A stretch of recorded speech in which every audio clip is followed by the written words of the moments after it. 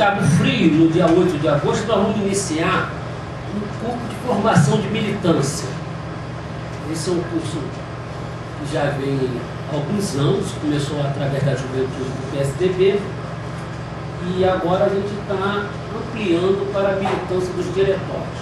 O Marcos Wagner, aqui, o nosso Bergman, que eu estou chamando aqui, que está filmando, ele, diretor de TV, ele está responsável por essa área dos cursos.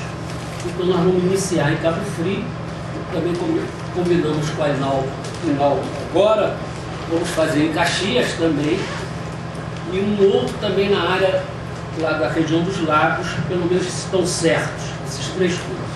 Então a essas tarefas nós já estamos agendando. E hoje, achamos por bem início essas palestras, com a questão da crise.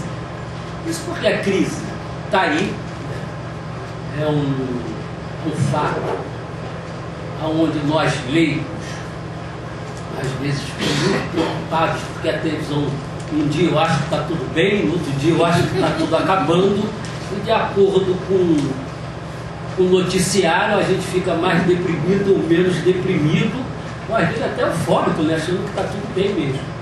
Então nós convidamos para, e é uma coisa difícil, mas vai ser o primeiro a pegar essa época agora das palestras, nós convidamos o professor Luiz Roberto Cunha para fazer essa palestra. O professor Luiz Roberto Cunha, ele é da PUC aqui do Rio de Janeiro. Ele é professor do Departamento de Economia desde 1971, já foi diretor do Instituto de Gestão de Riscos Financeiros e Autoriais do IAPUC, foi vice-reitor para assuntos administrativos e financeiros da PUC, e hoje é decano do Centro de Ciências Sociais. Sandro, obrigado, irmão. Eu, como membro do Instituto, não é? Isso é um prazer estar aqui abrindo de volta ali esse ciclo aí de palestras. A questão, falar sobre a crise econômica mundial a partir de 2010 é um desafio.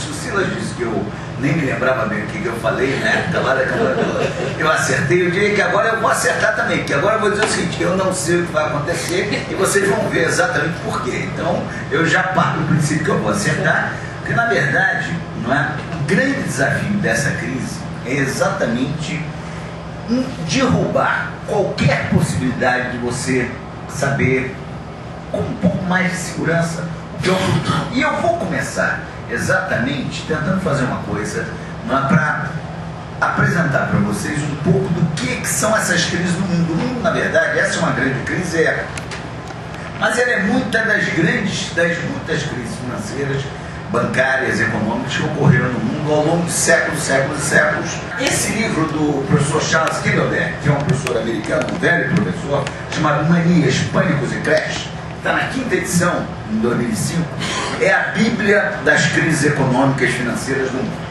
É a proporção de países que tiveram crises bancárias, número de países, 40% dos países na crise de 29, então o azul é o índice de preços imóveis e aqui o vermelhinho é a taxa de juros americana.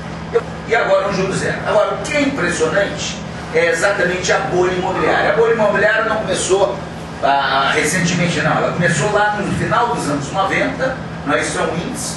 Nós estamos aqui falando de algo em torno de 100, de preço médio dos imóveis nos Estados Unidos, em termos reais, preço de 100 no final dos anos 90, e estamos falando de 230, ou seja, 130% de aumento real em 2005, 2006, quando ele atingiu o máximo, e vejam a queda. Esse dado já é um dado de 2009, até abril, vejam a queda significativa. A preocupação é essa. Isso é a Bolsa de Valores, Stock Market, né?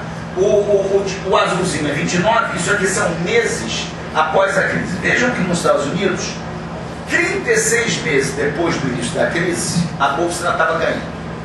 E aqui é a explosão da oferta monetária, essa é a percentagem anual de mudança na base monetária. Esse dado é desde 61, então é um dado também impressionante, porque nós estamos falando aqui de 50 anos de evolução da base monetária.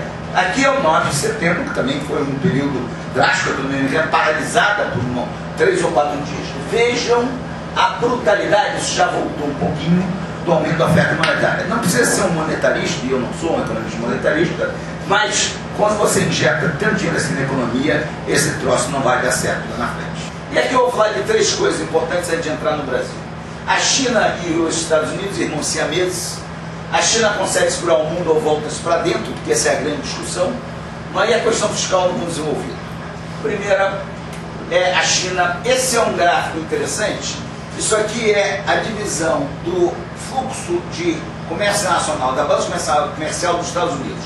Veja o seguinte, o azulzinho é quanto a China representa. Então vocês têm aqui, em 2008, vejam que há um crescimento e mostra que num fluxo comercial de cerca de 700 bilhões de dólares, a China representa 290, ou seja, é muito importante o que os Estados Unidos comercia em termos de importação e exportação com a China. Uma coisa é certa, não vai ser um vídeo, ou seja, a ideia de que você vai ter uma recuperação rápida, 2010 já estaremos de volta bombando, nada. Segunda, não vai ser um L, isso é uma coisa importante, porque havia uma certa ideia que você poderia simplesmente cair e possivelmente a Hungria, a Lituânia, que agora quebrou também, a Islândia que quebrou, que era o país mais rico do mundo, o primeiro IDH do mundo era a Islândia, o desenvolvimento humano calculado pelas Nações Unidas, o país mais rico, esse montou uma pirâmide financeira e quebrou direto, o que mostra que ser rico não quer dizer grande coisa. Mas não vai ser um L. Alguns países podem ficar no L, a Itália, talvez a Espanha, que está mal, mas não vai ser um L. A tendência é ser um U longo, ou seja, o U longo significa que você vai vir, vai chegar lá e vai recuperar. 2011, segundo semestre de 2010, 2012, depende. Terceira letrinha, mas pode ser um dado. Esse é uma das coisas que hoje está preocupando muito. Então, tirar a EPI da produção automobilística. Com isso, eu vou manter o emprego dos metalúrgicos e vou atender o desejo da classe média de consumir e ter carro novo. Isso é verdade? É. Mas na outra ponta, ele está fazendo o jogo, o modelo ultraliberal, né? Porque as matrizes estão sem dinheiro, quebradas, precisam injetar nas filiais para filiar e mandar para a matriz. Quer dizer, está fazendo o jogo internacional das transnacionais. Absolutamente correta a sua avaliação. Isso não é dito, né? Nem os nossos economistas dizem também. Isso é correto a sua avaliação. Isso aqui deu uma ajuda enorme, tanto que a GM do Brasil, junto com a GM da Ásia e tal, são as que estão em melhor situação. A minha visão é um pouco no seguinte sentido, por isso que eu coloquei ali que se for um dado, não há aqui um risco, que pode ser uma oportunidade. Eu acho que se você não tiver uma recuperação consistente ao longo do ano de 2010, o que é possível que não ocorra, isso vai fazer com que o governo tenha uma preocupação política muito forte. E que aí ele vá tentar, de todo o jeito, mais até do que ele faz hoje, não é criar as condições para que a popularidade do presidente, o crescimento, mesmo que não de uma forma consistente, sejam mantidos. E aí eu acho que você abre um espaço grande para a crítica à política econômica e a forma como o Brasil enfrentou a crise. Então é isso, quer dizer, era só para... O que eu tentei trazer aí é chamar a atenção com os dados para essa dificuldade da gente usar. Primeiro, Jati, essa apresentação foi excelente, né? Muito bom. Meu professor falar da crise, para quem é, como eu, absolutamente leiga nessa história, começar a entender um pouco, né? É assim, impossível você conseguir fazer esse milagre de resolver o problema econômico, fazendo com que a questão ambiental e a questão da saúde, porque elas têm um custo alto. Elas têm um custo alto. Faded round from a shoe. Woke up this morning, feeling round from a shoe.